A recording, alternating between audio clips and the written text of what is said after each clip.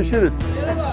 Abicim dün kedileri şişmandır. İskelenin altına sığınan deniz. Kolay gelsin reis. Nasıl kötü? Bizim sizin hayallerinize ihtiyacımız var. Sen olacaksın mimar. Cavlahanedeyiz.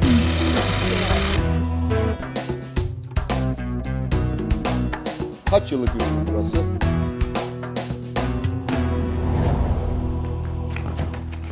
Tuncel Kurtis'in çocukluğunun bir bölümü Ayvalık'ta geçmiştir.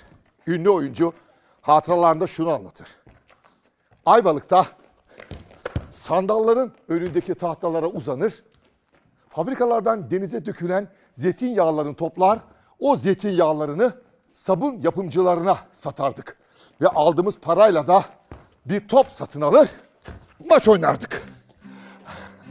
Biz de Ayvalık'ı anlatmaya Ayvalık'ta top oynayan çocukların arasında başlıyoruz.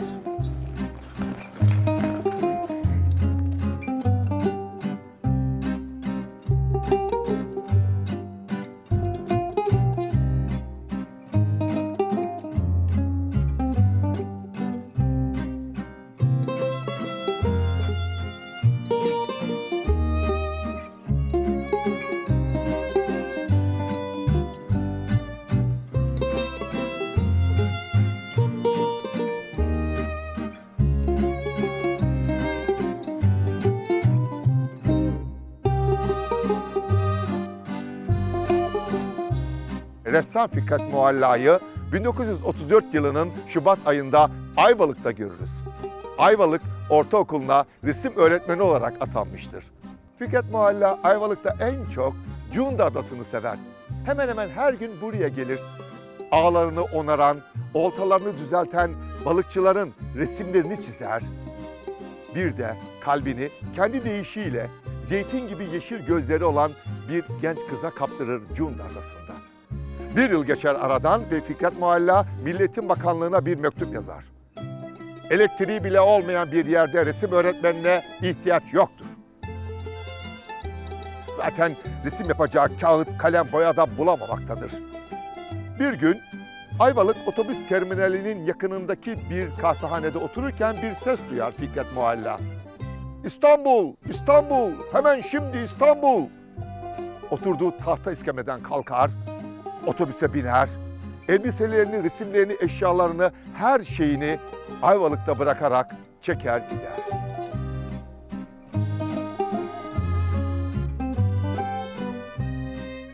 Cunda Adası'na bağlı şu balıkçı kayıklarının renkleri benim için biraz da Fikret Mualla'dır.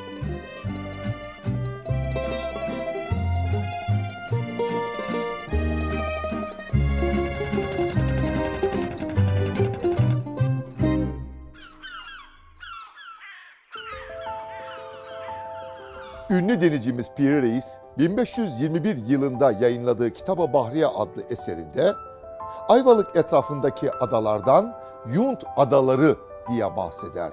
Yunt Adaları. Kimi görüşe göre Cunda Adası'nın adı buradan gelmektedir.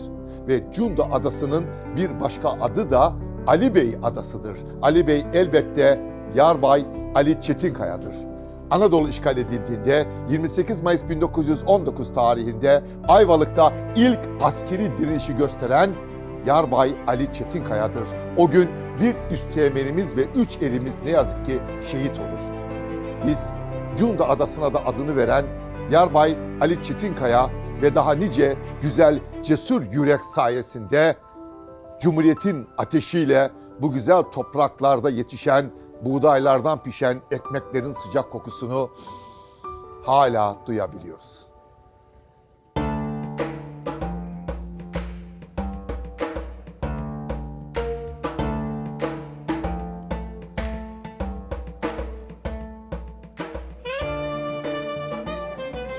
Cunda Adası'na gelip taş kahvede bir çay içmemek olmaz.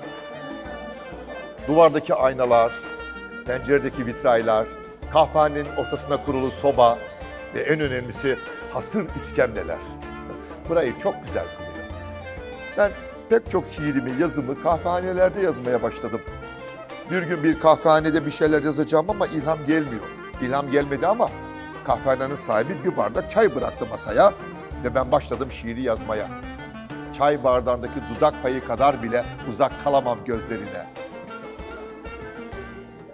Dedim ya, ben kahvehaneler kuşağındayım. O yüzden Cunda Adası'ndaki bu taş kahveyi çok seviyorum.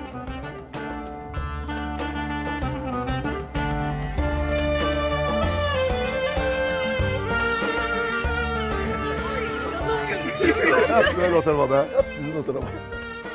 Ya, okullar gençlerimizi kazanmayı düşünsün. Gençlerimiz okula kazanmayı düşünmesin. Bizim sizin hayallerinize ihtiyacımız var. Kolay gelsin. Nasılsınız? Şair Ziya Osman Sabah, Galatasaray Lisesi'nden arkadaşı Cahit Sıtkı Tarancı'ya yazdığı bir mektupta Ayvalık'tan övgüyle söz eder. Der ki, denizin bütün güzelliklerine nail olmuş, körfezler, adalar, çamlıklar. Ve Cahit Sıtkı Tarancı askerliğini Edremit'te yaparken hafta sonları hep Ayvalık'a gelirdi. Der ki o şiirinde Cahit Sıtkı Tarancı, civcivli yerine düştüğüm halde bir kere olsun olta atamadım. Pul pul balıklarım kaldı hayalde. Yaz geçti, çipuradan tadamadım.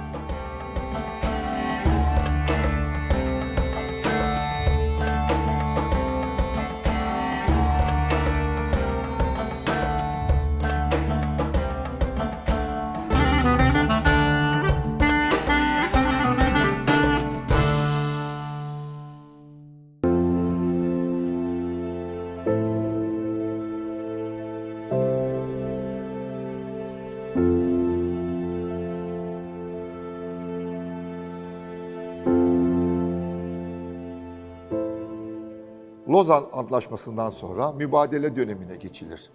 Anadolu'da yaşayan insanlar, Rumlar bu anlaşma gereği Ege kıyısının batı yakasına göç ederken Ege'nin batısında ve adalarında yaşayan Türkler Anadolu topraklarına yerleştirilir. Mübadele ne yazık ki pek çok insanın gözyaşı dolu tarihidir. İşte Taksiyaris Kilisesi, Cunda Adası'ndaki bu anıt eser bu tarihi dönemin tanıklarından biri. 1873 yılında yapılıyor bu kilise. Sonra uzun yıllar terk edilmişliğin hüznüyle yıkık dökük bir hal alıyor. Ben buraya 20 yıl önce, 2000 yılların başında geldiğimde yağmur suları giriyordu tavandan içeri. Perişan bir haldeydi. Ama bugün Rahmi Koç tarafından onarılıyor ve Rahmi Koç Sanayi Müzesi'ne dönüştürülüyor. İnsanlar bugün buraya gelip bir saatte bilginin ışığını alıyorlar. Sanayi tarihinin insanlığa kattığı birbirinden güzel icatların, keşiflerin tanığı oluyorlar.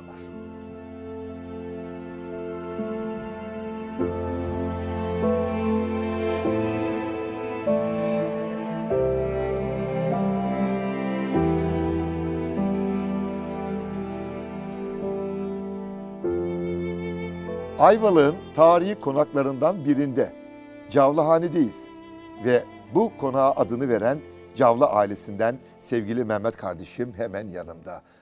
Size mübadele desem? Acı derim. Mübadele her iki toplum için çok acı olmuştur. Babaannem anlatırmış. Burada ocakta giden Rum halkının tencereleri hala sıcak içeride yemek olduğunu söylerdi. Ama ben şunu söylerim hep. İnsanlar o kadar zor şartlarda mübadelede gelmelerine rağmen insanlar çok ufak şeylerle mutlu oluyorlardı. Yüzleri gülüyordu. Şimdi her şeyimiz var. Bakıyorsun insanların yüzü gülmüyor. Mutlu değiller yani. Çok acı.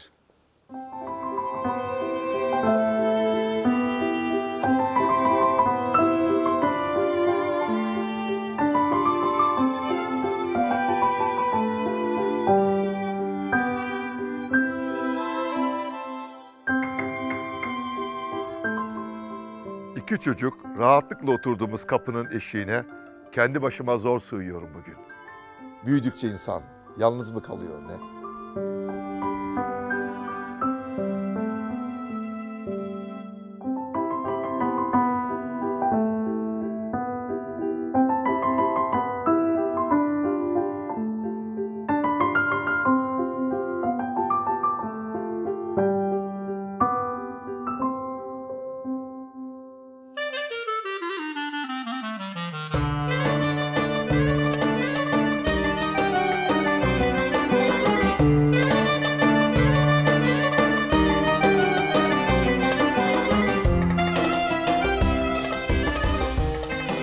soluklanmak için, bir çay içmek için Macaron semtindeki camlı kafeye oturduğumda aklıma Zeynep Kamil Gençler Gücü geldi.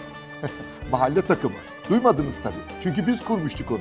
Renkleri lacivert beyaz. Bir zamanlar kahvehaneler mahalle takımlarının buluşma yeriydi. Ve camlı kahvede bir kutu. Mahallemizin kulübü Barbaros Sefaspor'a günde bir çayda sen ısmarla. Öğrendim. Renkleri siyah beyazmış Barbaros Sefaspor'un.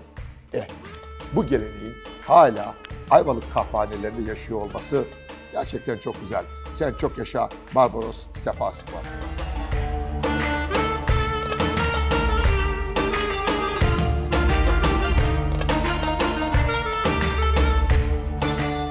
...1966 yılında Dünya Kupası İngiltere'de oynanır.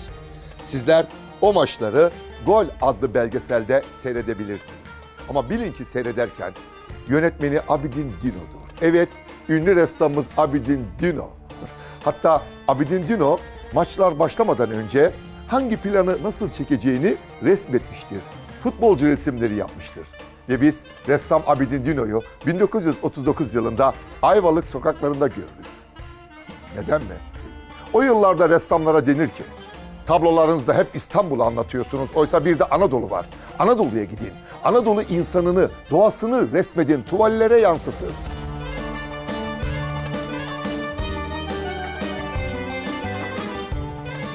Ve karar verilir.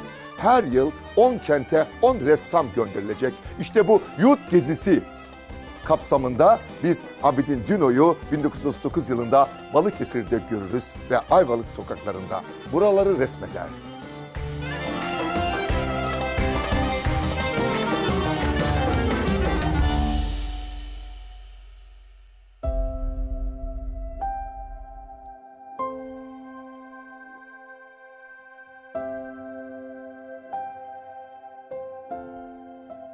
Buharlı gemiler ortaya çıktıktan sonra pek çok gezgin İstanbul'a gelmiştir. Bunlardan biri Andersen'dir. Ünlü masalcı İstanbul'un tarihi yarımadasını, oradaki kubbeleri, minareleri Nuh'un gemisine benzetir. Ünlü öykücü Mark Twain de İzmir Kalesi'ne doğru çıkarken bize Nuh'un gemisinden söz eder. Çünkü Nuh'un gemisi Anadolu'nundur. Bu toprakların öyküsüdür. Nasıl biter öykü? Gemiden güvercini gönderirler. Geri döner güvercin gemiye, gagasında bir zeytin dalı. Zeytin dalı yaşanılacak güzel günler yakın demektir, umut demektir. O günden beri de zeytin ağacı barışın, umudun simgesi olmuştur. Ayvalık'ta bilinen en yaşlı zeytin ağacının gölgesindeyiz. 1100 yaşında bu ağaç. Bu topraklar nice savaş gördü. Ama zeytin ağacı bize hala barışı ve umudu hatırlatıyor.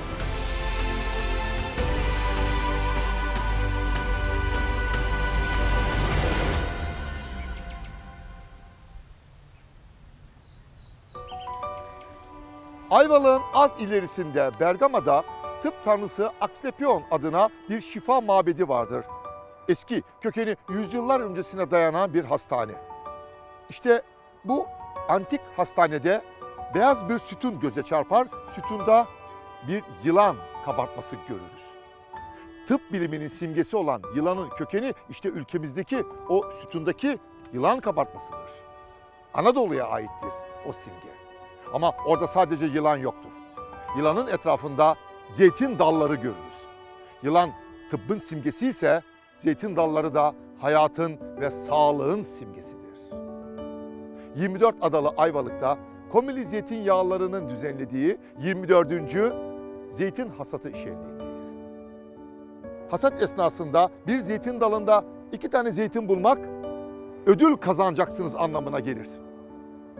Ben buldum. Fakat ödül falan istemiyorum. Anadolu'da yüzyıllardır süregelen bir zeytin hasatında olmak zaten ödülün ta kendisidir.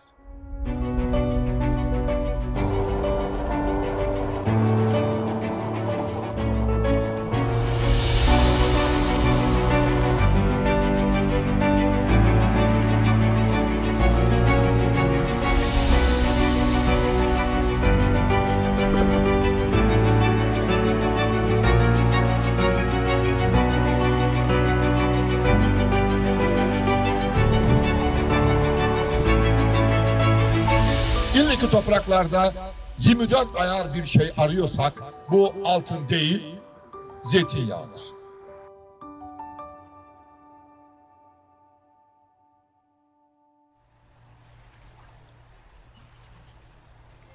Ayvalık Adalar Kenti ve biz bu Adalar Kenti'ne iskeleleri Ege Denizi'ne doğru uzanan Ayvalık'a şu dizelerimizle veda edelim. İskelenin altına sığınan deniz. Bırak artık saklanmayı. Savaş gemileri çoktan geçip gitti.